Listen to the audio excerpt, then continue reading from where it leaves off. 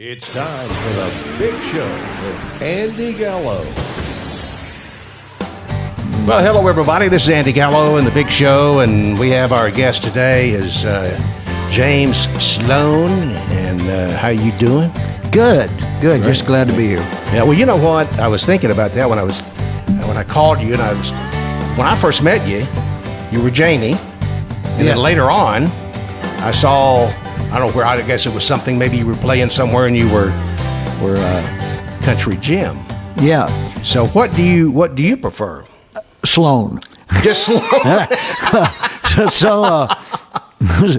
So Jamie was what I was known as in the bluegrass world. Right. So on social media or whatever, if somebody calls me Jamie, I know it's probably like a bluegrass connection or a longtime family connection. Mm-hmm. Mama gave me that nickname when I was just real little. Right. But Leslie, my daughter, stuck that moniker on me about Country Jim. And I wasn't really happy with that so much, but it just stuck, and so I've lived with it. Yeah. It works. Seemed to work. Yeah. So you've been playing music, gosh, a long time? Yeah. I'm 78, and I got my first guitar when I was about 9 or 10. Daddy bought me a Sears Silvertone flat-top guitar, and then when he saw that, 'cause he played some rhythm guitar and a mandolin and sang country songs, and so then when I got to where I could play fairly well on that old Sears box, why he got me a Gibson J45 that I kept for a number of years, and I just keep. I've got arthritis pretty bad now, and so somebody asked me, they said, so you play guitar? And I said, well, anymore, I just kind of stir it some. But, Yeah. You don't have the J45 anymore, I guess, right? I don't. I have two Martins. I have a Martin D18, and in fact, I had for a number of years, I had a Martin D28 made in my birth year, 1943. So that was pretty cool. It was. Yeah, pretty cool. So you play a lot of variations of music.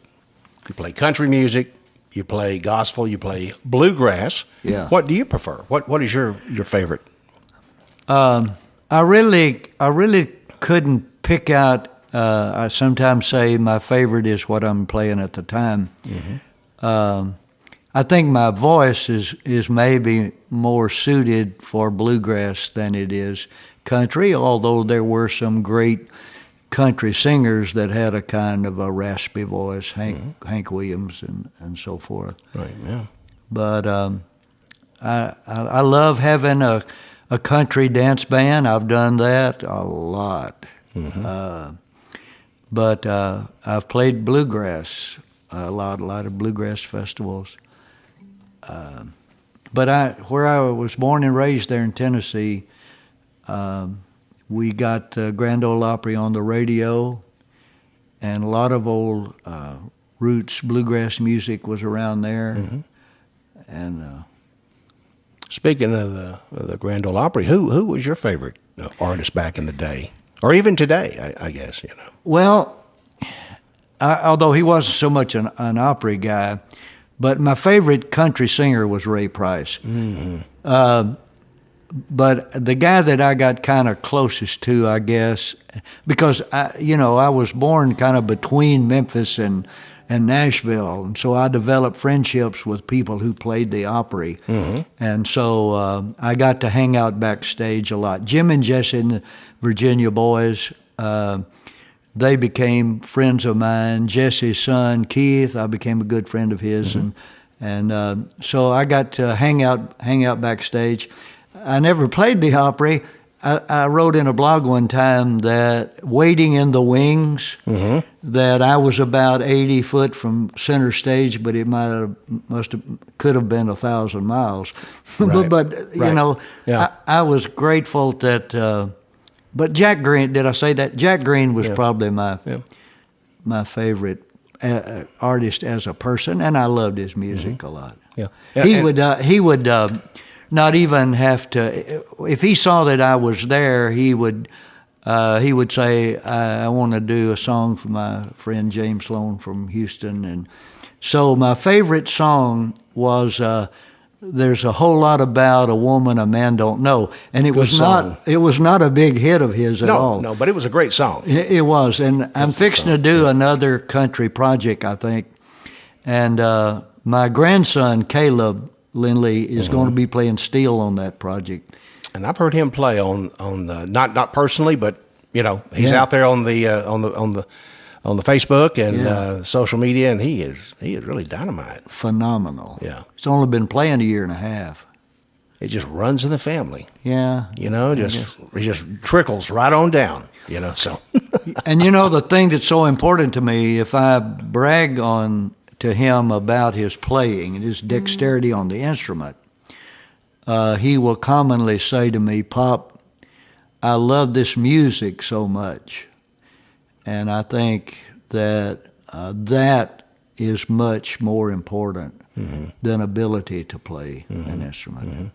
The love for the music, the wanting to keep the music alive. And we need that. Absolutely. We need the youngins to kind of take over, and start play some real country music. What I call real country music. Yeah. You want to play something for us? Well, let's do one that's a kind of a crossover between bluegrass and country.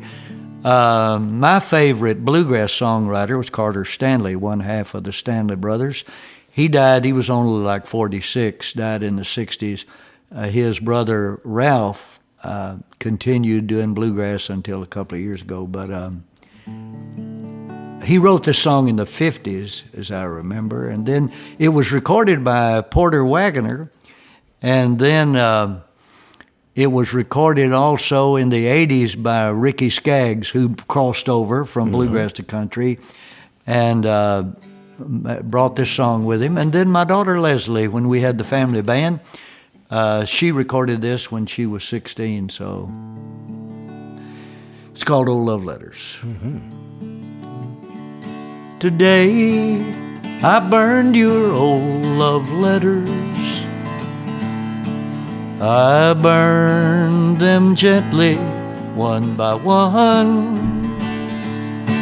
And as I light the flame, I'd read it, so I can see what you had done.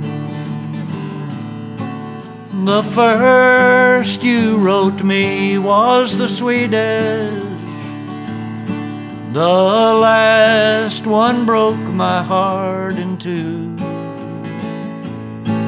Our love now lies among the embers, in the ashes of your letters tied in blue. And as I burned your old love letters, they brought back memories from the past. They told about you and your new love, a love I knew would never last. The first you wrote me was the sweetest. The last one broke my heart in two. Our love now lies among the embers, in the ashes of your letters tied in blue. And I can say I still love you. Oh, that's good. I like Thanks, that. Andy. I like that. That's a dated kind of idea.